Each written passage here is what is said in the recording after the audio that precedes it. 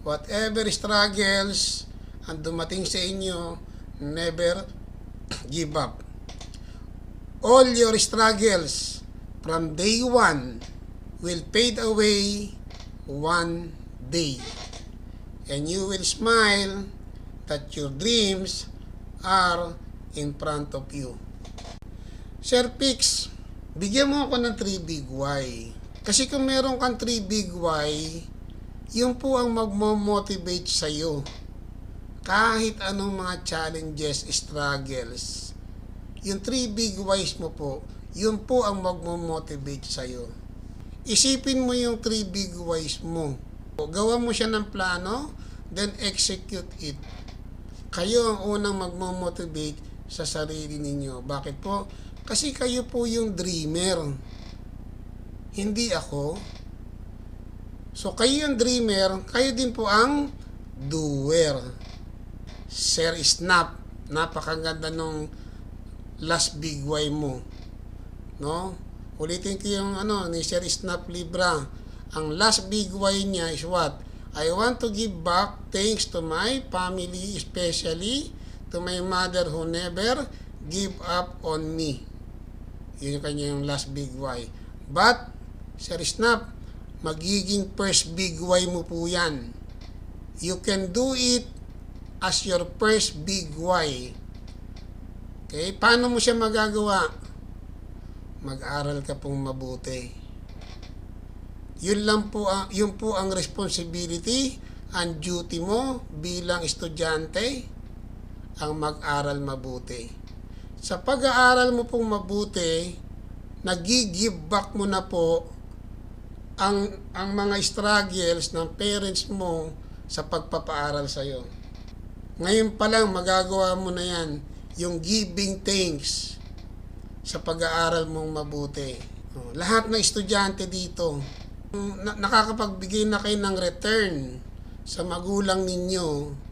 Kapag nag-aral kayo mabuti, makapasa kayo sa examination, no?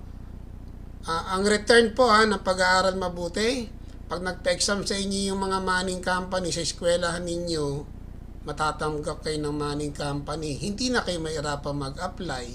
For your information, sa mga nag-aaral, sa mga gumagraduates po pala ng mga maritime course, 20% lang po ang nakakapagbarko.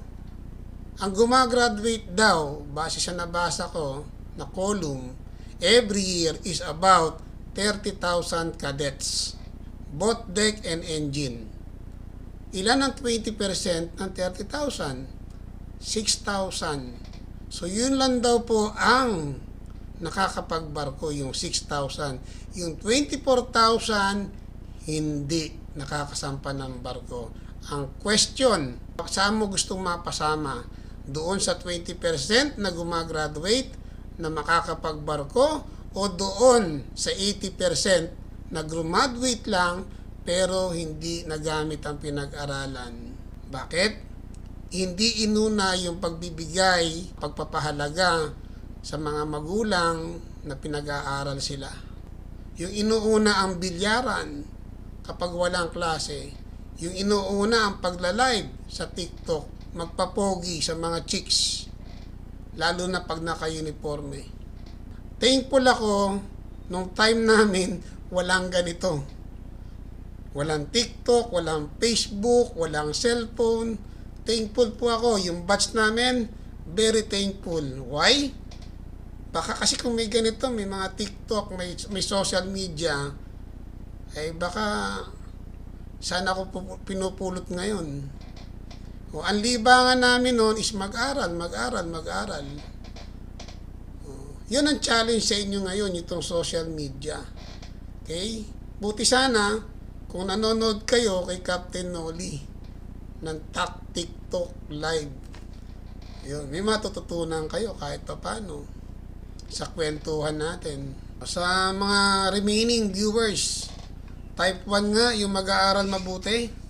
Yung mga magta-type ng number 1, gentlemen, ladies, I wish your dreams will come true po. Okay?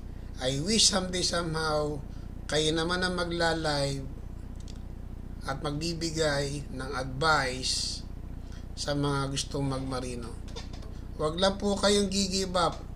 Victory is not about who is strong or who is weak. Victory is about who is not giving up. Whatever struggles ang dumating sa inyo, never give up. All your struggles from day one will fade away one day. And you will smile that your dreams are in front of you.